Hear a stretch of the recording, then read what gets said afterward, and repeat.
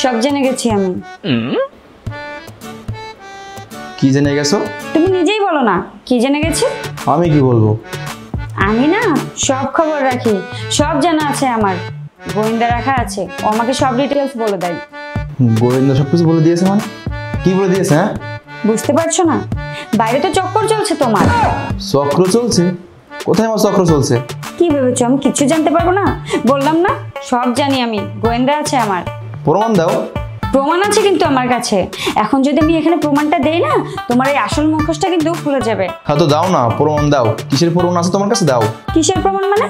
অফিসের প্রমাণ। কিসের অফিসের প্রমাণ? অফিসে আবার কি প্রমাণ রয়েছে? হ্যাঁ বলো, প্রমাণ দাও।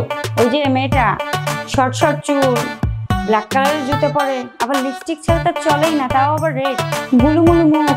আর আমি কিন্তু এটাও জানি ওই মেয়েটা তোমাকে ভালোবেসে কি নামে ডাকে। কি নামে ডাকে? আমি কেন বলবো? তুমি নিজের মুখেই বলো না। আমি পারবো না, তুমি ফোন করো। কাকে কাকে ফোন করব? অফিসে 15টা মেয়ে কাজ করে। আবার মিথ্যা বলে? 15টা না 16টা। ও 16টা। যাই হোক, আমি কি অফিসে গিয়ে এখন মেয়ে গুনবো যে কতটা মেয়ে কাজ করে আমার অফিসে?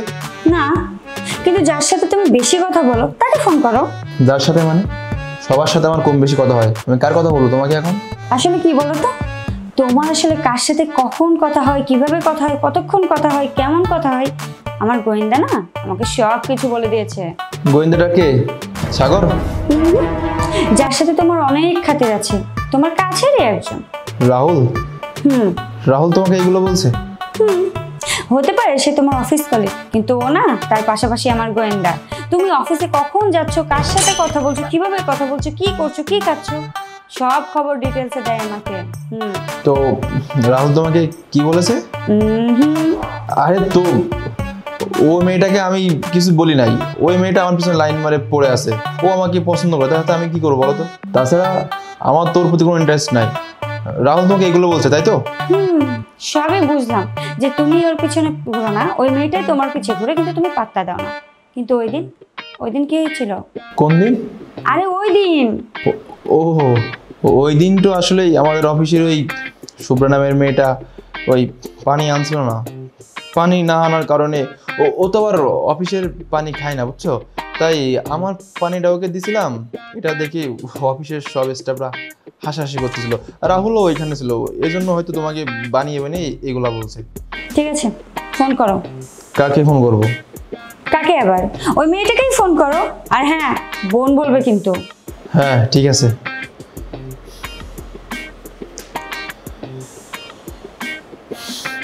হ্যালো শুভ্রা, বলছি তুমি ওই দিনকে অফিসে পানির বোতল আনতে ভুলে গেছিলে না? আমি তোমাকে পানির বোতল দিয়েছিলাম, আর তারপরে আমাদের ভিতরে কি কথা হয়েছিল বলো তো একবার?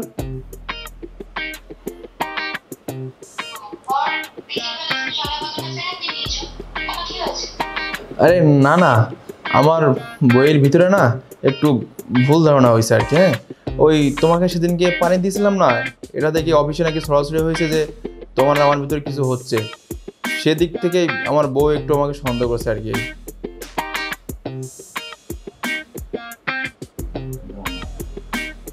আচ্ছা ঠিক আছে। ঠিক আছে, তুমি তাহলে এখন রাখো।